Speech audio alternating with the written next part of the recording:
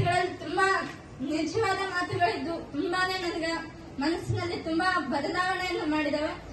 Example ಹೇಳ್ಬೇಕಾದ್ರೆ ಯಾವತ್ತು ನಾನು ಇನ್ನು ಅವರ ಒಂದು ಮಾತಿನಿಂದ ಒಂದು ಗುರಿ ಫಿಕ್ಸ್ ಮಾಡ್ಕೊಂಡಿದ್ದೀನಿ.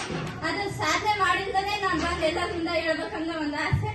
ಮತ್ತೆ ಅವರ ಒಂದು ಮನಸ್ಸು ಮಾತುಗಳ ಕೇಳದ ತಾವೆಲ್ಲರೂ ಕೂಡ ತಮ್ಮ ಜೀವನದಲ್ಲಿ ತಮ್ಮ ಒಂದು ಕನಸನ್ನು ಇಟ್ಕೊಳ್ರಿ. ಯಾರು ಇಷ್ಟು ದಿನ ಕನಸು ಇಟ್ಕೊಂಡಿಲ್ಲ, ಆದ್ರೆ ಇವತ್ತು ಆ ಒಂದು ಕನಸುಗಳನ್ನ ಇಟ್ಕೊಂಡು ಮುಂದೆ ನಾ ಈ ಒಂದು ಗುರಿ ಮುಟ್ತೀನಿ, ನಾವೊಂದು ಸಾಧನೆ ಮಾಡೇ ಮಾಡ್ತೀನಿ, ನಮ್ಮ ತಂದೆ ತಾಯಿಗಳ ಹೆಸರು ತಂದೆ ತರ್ತೀನಿ, ನಮ್ಮ ಮನೆ ಸುತ್ತಮುತ್ತ ಮಾತಾಡಿದ ಜನರಿಗೆ ಎದುರು ಉತ್ತರ ಕೊಡ್ತೀನಿ ಅನ್ನೋ ಒಂದು ಮನಸ್ಸು ನಿರ್ಧಾರ ಮಾಡಿ ಅಂತ ಹೇಳ್ತಾ ಒಂದು ದೃಢ ನಿರ್ಧಾರ ಕೂಡ ನಿಮ್ದಾಗ್ಬೇಕಷ್ಟೇ. ನಾವು ಮನಸ್ಸು ಮಾಡಿದ್ರೆ ಸಾಧ್ಯ, ಅದಕ್ಕೆ ತಕ್ಕ ಹಾಗೆ ನಾವು ಕೆಲಸವನ್ನು ಸಹ ಮಾಡ್ಬೇಕು. ಈಗ ನಾ 10th ಎಷ್ಟು ಸ್ಕೋರ್ ಮಾಡ್ಬಿಡ್ತಾರೆ, ಬಾಯಿ ಮಾತಿಗೆ ಸಾಲದು, ಅದು ತಕ್ಕ ಹಾಗೆ ನಮ್ಮ ಮಾತುಗಳು ಸಹ ಇರ್ಬೇಕು.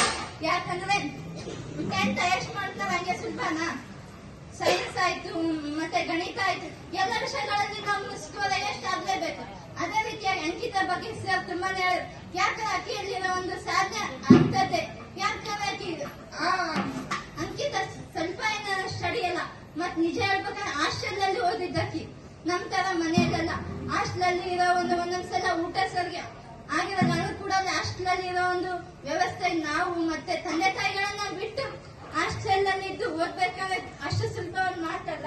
ಆದ್ರೆ ಹಾಸ್ಟೆಲ್ ಅಲ್ಲೇ ಇದ್ದು ಮತ್ತೆ ಅಕ್ಕಿ 625ಕ್ಕೆ 25 ತಗೊಂಡಾಳ. ಮತ್ ನಮ್ಮನೆಲ್ಲ ಸಪೋರ್ಟ್ ಮಾಡ್ತಾ ಇರ್ಬೇಕಾದ್ರೆ ನಾವ್ 625ಕ್ಕೆ 25 ತಗೊಂತೀವಿ ಅನ್ನೋ ಒಂದು ಗಟ್ಟಿ ನಿರ್ಧಾರ ಮಾಡ್ರೆ ಅಕ್ಕಿ 1 ವರ್ಷ 10 ವರ್ಷ ಇದು ಓದಿದ್ರೆ ನಾವು ಕೇವಲ 3 ತಿಂಗಳಲ್ಲಿ ಕೂಡ ಸಾಧನೆ ಮಾಡ್ಬೋದು.